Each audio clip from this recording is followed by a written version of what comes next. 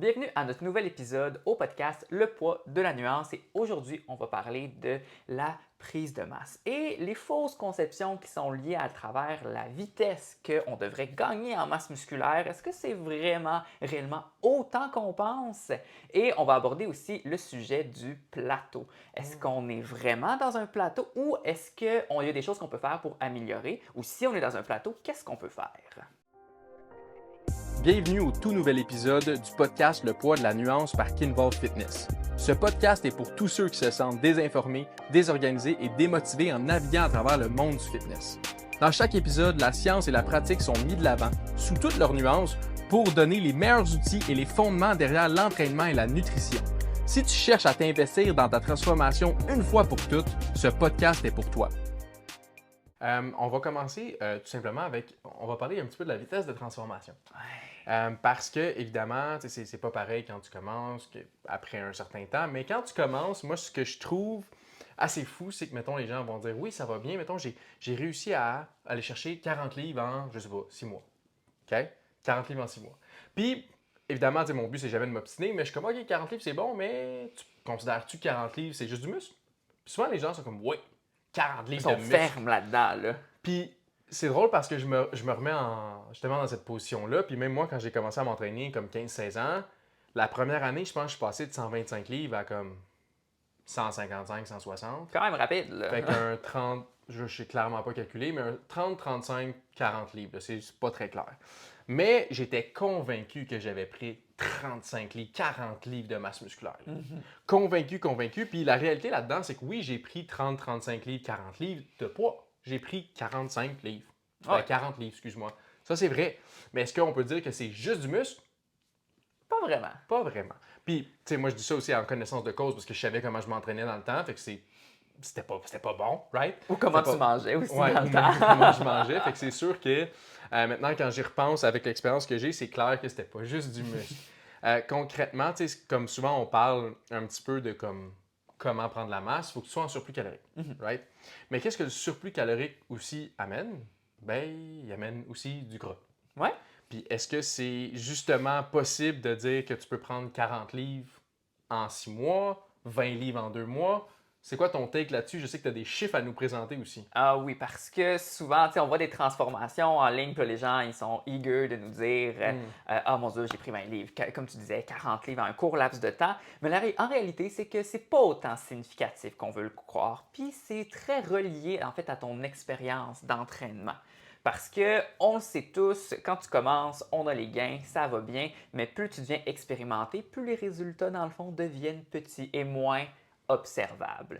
Fait que dans le fond, il y a beaucoup de chiffres à prendre en considération. Fait que le développement, dans le fond, de la masse musculaire, ça varie en fonction déjà, en premier, du sexe. Fait que les hommes et les femmes ne gagnent pas de la vitesse, de la masse musculaire à la même vitesse. Ce qui est normal, on n'a pas les mêmes hormones, beaucoup moins de testostérone chez la femme. Alors si jamais tu es une femme et tu écoutes le podcast et que tu as peur de devenir bulky, de prendre de la masse puis de devenir super large comme un bodybuilder, sache que ça va être encore plus difficile pour toi et ça n'arrive pas par hasard. Ouais. Alors, pour les hommes, généralement, on va parler là en chiffres théoriques. On vise pour un débutant une augmentation du poids de 1 à 1,5 Fait que ça, c'est d'un poids en plus en masse musculaire. Fait qu'on pourrait parler là, de 1,5 à 2,5 livres par mois quand tu es débutant. Ce qui est excellent. C'est excellent. Là. Puis on le remarque là, au début. Lorsqu'on arrive à un niveau un peu plus intermédiaire, après peut-être 1 an, 2 ans d'entraînement là, intense et régulier, super important. Là, pour un homme, on va être plus autour du 0,5 à 75 d'augmentation de ton poids. On parle d'environ 0,75 à 1,25 livres de masse musculaire par mois. On a déjà, là, en court laps, mettons, de 2 ans, on a 50 moins de gains en masse musculaire. Ça fait déjà plus mal. Ça fait... Écoute, c'est plus d'efforts pour y arriver. Ouais. Et par la suite, pour les personnes qui sont avancées, toujours chez les hommes, on est à 0,25 à 0,375 de poids qu'on cherche de variation par mois. Fait qu'on parle environ d'un 0,4 à 0,6 livres de muscle de plus par mois. Ouais. Ça, c'est pour les hommes. Maintenant, penchons-nous vers les femmes. Fait que pour les femmes, on parle généralement, à un niveau débutant, de 0,5 à 0,75 de poids de plus par mois. Fait qu'on parle entre un 0,65 et 1 livre de muscle par mois. On n'est pas Ouais. par semaine, on est Ouais. par mois, je le répète. Si on est intermédiaire, on vise plus le 0,25 à 0,5, fait qu'environ 0,38 à 0,65 livres de gras par semaine, de masse musculaire par semaine. Et pour les personnes qui sont plus avancées, on parle de 0,125 à 0,2 par mois. Fait que 0,15 à 0,25 livres par mois. Ça, c'est quand tu es avancé pour une femme. Et bien sûr, sans l'utilisation de n'importe quel produit dopant. Là. Ça, on est d'accord en partant. Là. Ce qui est super intéressant de mentionner là-dedans, c'est qu'il faut aussi que ça soit optimal. Exact. C'est les gains optimaux, puis on s'entend que c'est théorique, right? C'est de façon générale. C'est sûr qu'il y a quelqu'un qui peut avoir plus que ça dans certains contextes. Exact, On n'a pas toutes les mêmes génétiques, ça c'est sûr. Mais c'est de façon optimale. Parce que, mettons, moi, quand j'étais intermédiaire, où ça faisait peut-être 4 ans que je m'entraînais, ben, les 4 autres années après, j'étais à l'université, puis je faisais juste m'entraîner. Le reste, je mangeais n'importe quoi, puis je dormais pas.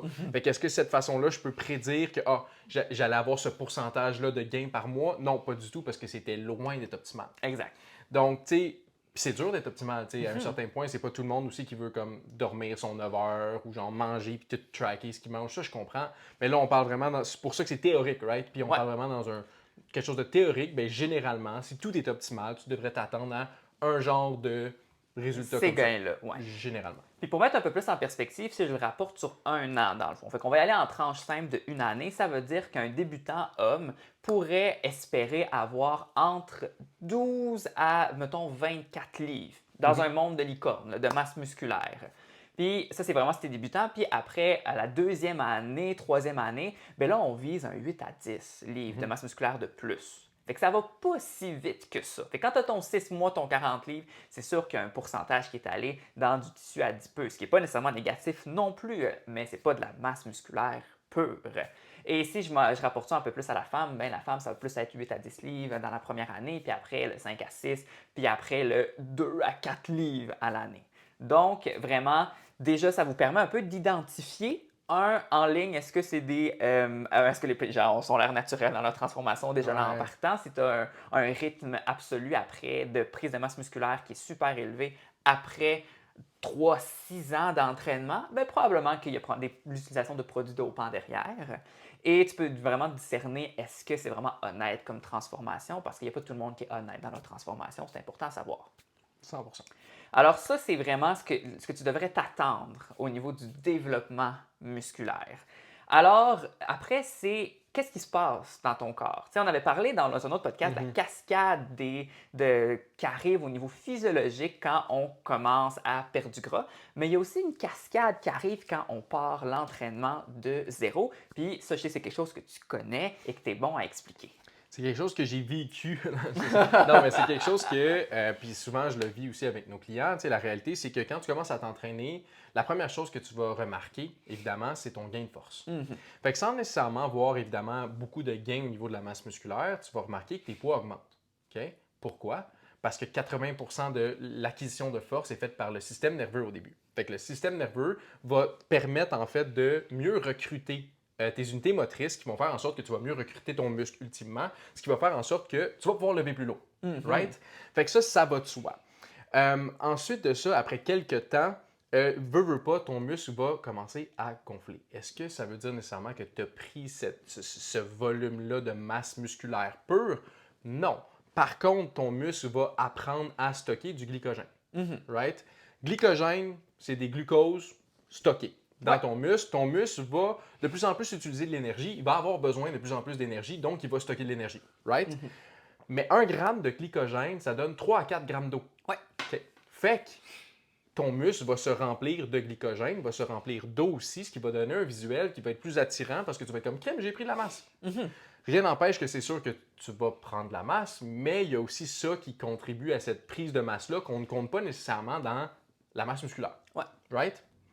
À partir de là, si on parle en plus de l'ajout d'une créatine quelconque, bien, la créatine va faire sensiblement le même effet aussi, qui va être stocké, qui va faire en sorte que ça va retenir de l'eau. Fait que ça, c'est de l'eau supplémentaire qu'on garde.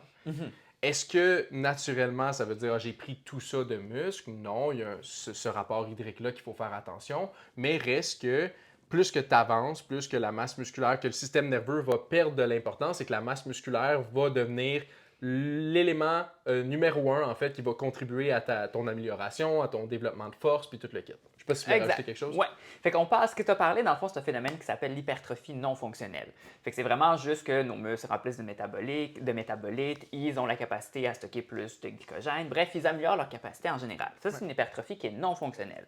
Par la suite, l'hypertrophie qu'on cherche, c'est l'hypertrophie de nos fibres musculaires. Et comme tu disais, dans les 8 premières semaines, généralement, les adaptations que les gens vont voir, ça va être au niveau de la force. Fait que le stimuli n'est pas suffisant au niveau mécanique pour augmenter ta masse musculaire, avoir une hypertrophie qui est fonctionnelle, mais quand même, tu vas avoir une progression au niveau des charges. Fait que c'est super positif. Fait que au début, quand tu commences à l'entraînement et que tu veux développer la masse musculaire, tu es dans la même situation un peu que quand tu perds du poids rapidement sur la balance. C'est que tu vas voir visuellement un beau gain au niveau de ta force rapidement, puis tu vas avoir rapidement aussi une impression d'être plus large, d'être plus fort, parce que tes muscles sont plus gonflés. Fait que c'est un processus qui est normal. Par contre, ce qui arrive après, c'est que si tes attentes, c'est que hey, dans mes 8-12 premières semaines, j'ai ce résultat-là, puis qu'après, tu veux les avoir dans tous tes autres mois suivants, fait que le 6, le 12 mois, bien, ça se peut que tu sentes que tu arrives proche d'un plateau, parce que tu es comme, hey, au début, je progressais full vite, tu sais, mes charges augmentaient, puis là, finalement, tu es confronté au fait que ça commence à être un peu plus difficile, ça. Puis toi, je ne sais pas quand est-ce que tu pourrais partager un peu quand est-ce que tu as perçu un plateau, tu sais, c'est quoi ton réflexe, parce que ça arrive souvent, les gens sont comme, hey, j'ai atteint un plateau, je ne sais plus quoi faire. Bien, c'est sûr que, de un, tu l'as dit aussi, à cause du système nerveux qui fait en sorte que tu gagnes de la force plus rapidement. Puis là, ça descend parce que, bien, pas ça descend, mais ça va moins vite avec le temps. Mais c'est le même principe pour la masse musculaire. Parce que, tu sais, ce qu'on appelle aussi les newbie gains, là, en commun jargon, va faire en sorte que tu vas développer ta masse musculaire vraiment plus rapidement la première année. Fait que souvent, les gens rendus en deuxième année, on l'a vu avec les stats que tu as données, deuxième année, troisième année, c'est là qu'ils vont avoir l'impression que crime, c'est un plateau parce que ça allait tellement vite au début. Ah oui.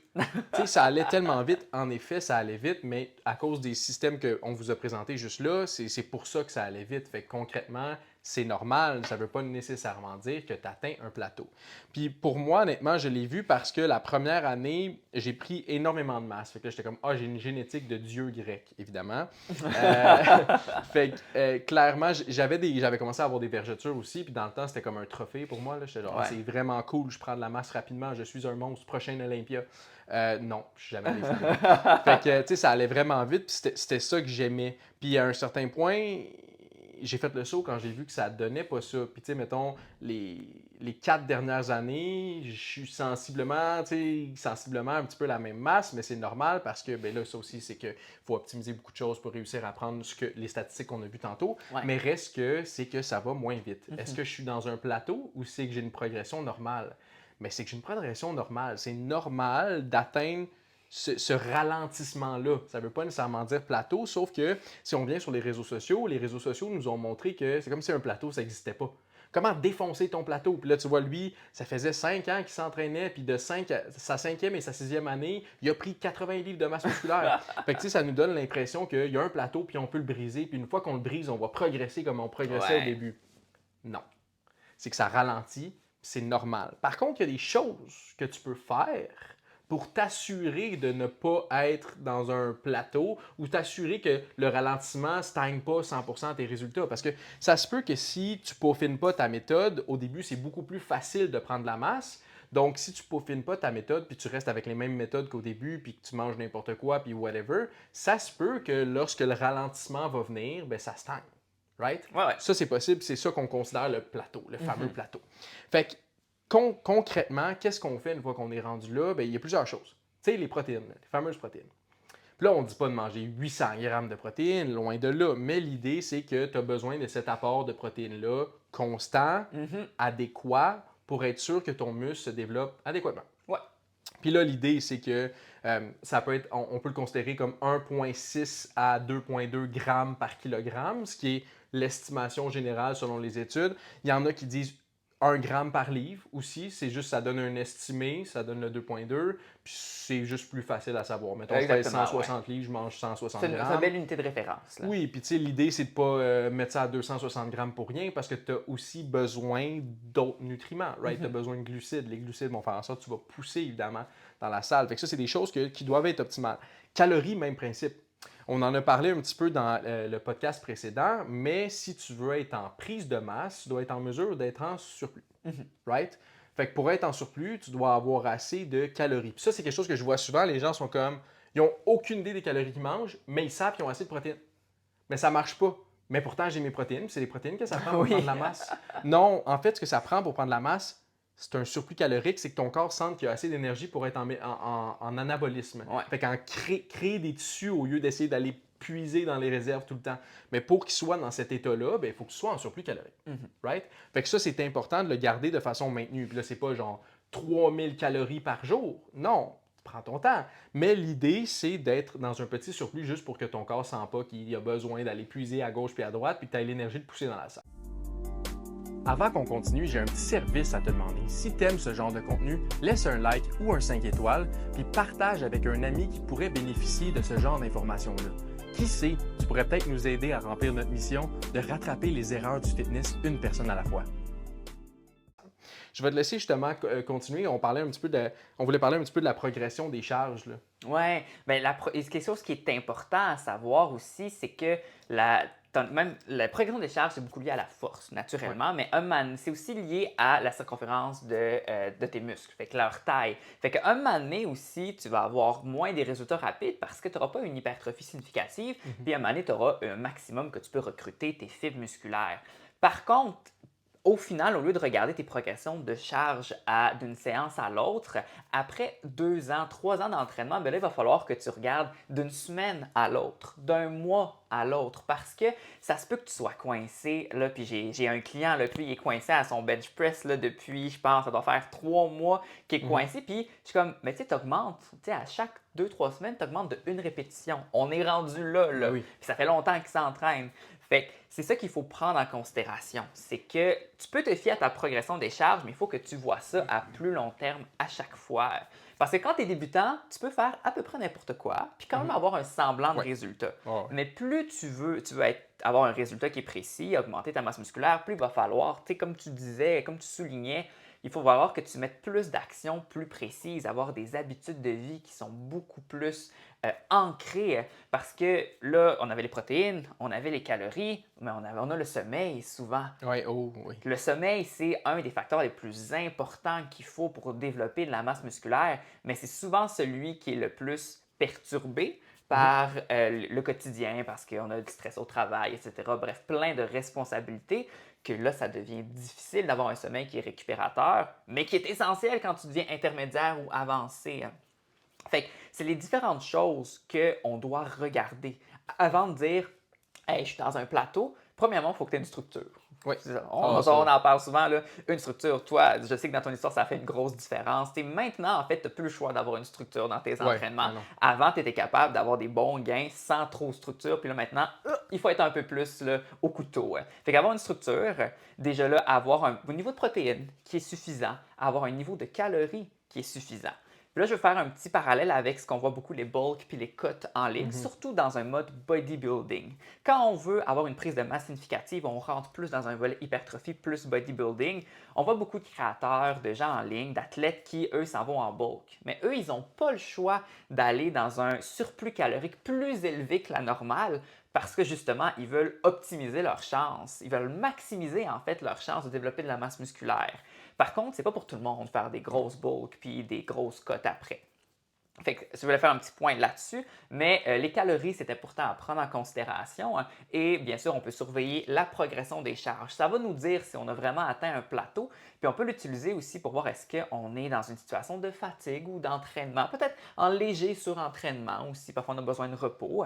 Et après, le sommeil, il doit être optimal. Tu sais, 7 heures, je dirais que c'est le minimum. Si tu peux aller chercher 8 à 9, Ah oui, 8-9, facile. c'est encore mieux. Là. Ça, c'est vraiment si tu veux être là, au meilleur de ta forme puis maximiser tes chances de développement musculaire. Mhm.